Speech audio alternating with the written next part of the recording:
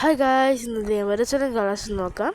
സംസ്ഥാനത്ത് ഇടവേളയ്ക്ക് ശേഷം ഇന്ന് മഴയ്ക്ക് സാധ്യതയുണ്ടെന്ന് കാലാവസ്ഥാ നിരീക്ഷണ കേന്ദ്രം അറിയിച്ചു.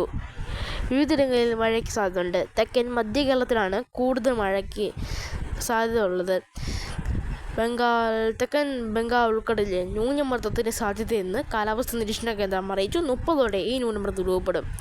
പിന്നീട് പടിഞ്ഞാറോട്ട് സഞ്ചരിക്കാനാണ് സാധ്യത. പിന്നെ തെക്കൻ മധ്യ കേരളത്തിൽ നേരിയ ഇടത്തരം മഴയ്ക്കോ ശക്തമായ മഴയ്ക്കോ സാധ്യത ഉണ്ടെന്നാണ് അറിയാൻ സാധിക്കുന്നത്. കുറേ ദിവസമായി മഴ തുറന്നു നിൽക്കുകയാണ്. ഒരു ജില്ലയിലും മഴയില്ല. ഇന്നും വൈറ്റരട്ട തുടരുകയാണ്.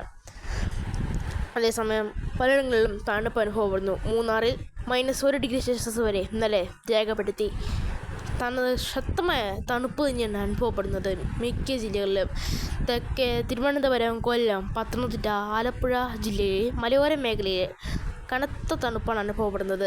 കണ്ണൂർ, കാസർഗോഡ്, കോഴിക്കോട്, വയനാട് ജില്ലയിലെ മിക്കയിടങ്ങളിലും ശക്തമായ തണുപ്പ് അനുഭവപ്പെടുന്നു. ഇടുക്കിയിൽ ഉൾപ്പെടെയുള്ള ശക്തമായ തണുപ്പാണ് അനുഭവപ്പെടുന്നത്. പൊന്മുടിയിലും ശക്തമായ തണുപ്പാണ്.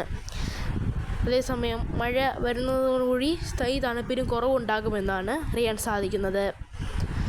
തണുപ്പിന് കുറവുണ്ടായാൽ മഴ എത്തുമെന്നാണ് അറിയാൻ സാധിക്കുന്നത്. ഇതേപോലത്തെ കാലാവസ്ഥ അറിയാൻ വേണ്ടി സബ്സ്ക്രൈബ് മറക്കാതിരിക്കുക. നന്ദി.